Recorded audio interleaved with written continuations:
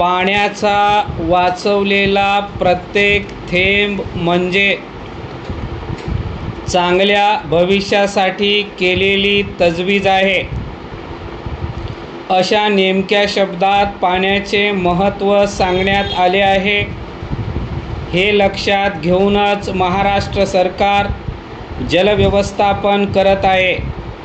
पाणी वाढविणे, उपलब्ध पाणी जपणे आणि ते प्रदूषणमुक्त राखणे हा सरकारचा संकल्प आहे. हा संकल्प सिद्धीस नेण्यासाठी, जलसाक्षरता वाढवण्यासाठी आणि त्या संदर्भातील उपक्रम लोकाभिमुख करण्यासाठी विभाग प्रयत्नशील आहे. परिच्छेद.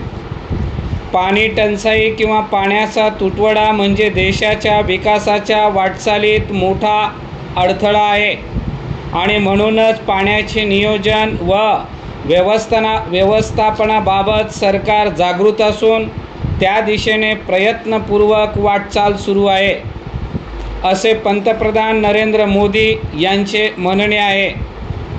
जगाकडे पाहत देशाच्या भविष्याचा विचार करणारे पंतप्रधान मोदी नदीजोड प्रकल्पाबाबत आग्रही आहेत.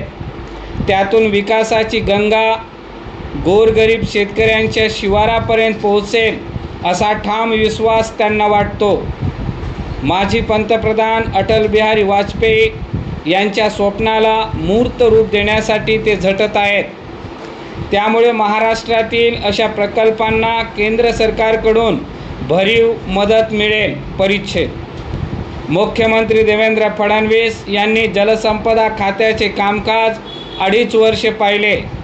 त्यांनी रखडलेल्या सिंचन प्रकल्पांना गती देण्यासाठी सुधारित प्रशासकीय मान्यता देण्याचा धडक कार्यक्रम अंमलात आणला. नदीजोड प्रकल्पाला गती दिली. पाण्यावाचून तळमळणाऱ्या महाराष्ट्रातील दुष्काळी भागासाठी हे प्रकल्प वरदान ठरत आहेत. राज्य सरकारच्या यंदाच्या अंदाजपत्रकात नदीजोड प्रकल्पासाठी भरीव तरतूद आहे. कोकणातील पाणी गोदावरी व कृष्णा या तुटीच्या खोऱ्यांकडे वळवण्यात येणार आहे. परिच्छेद. नदीजोड प्रकल्पाची कल्पना महाराष्ट्रासाठी नवीन नाही.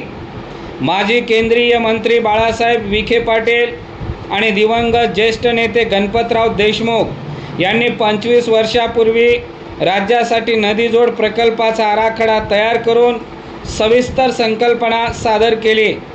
तहानलेल्या ग्रामीण महाराष्ट्राची जाण या दोन्ही नेत्यांना होती आणि त्यामुळेच ते 1995 पासून या मुद्द्यावर काम करीत आले. त्याचा अभ्यास करण्यासाठी त्याने महाराष्ट्र पाणी परिषदेची स्थापना केली. कोकणात वाहून जाणारे पाणी गोदावरीच्या तुटीच्या खोऱ्यात वळवण्यासाठी बाळासाहेब विखे पाटील यांनी महाराष्ट्र पाणी परिषदेच्या माध्यमातून केंद्र आणि राज्य सरकारला मसुदा सादर केला होता.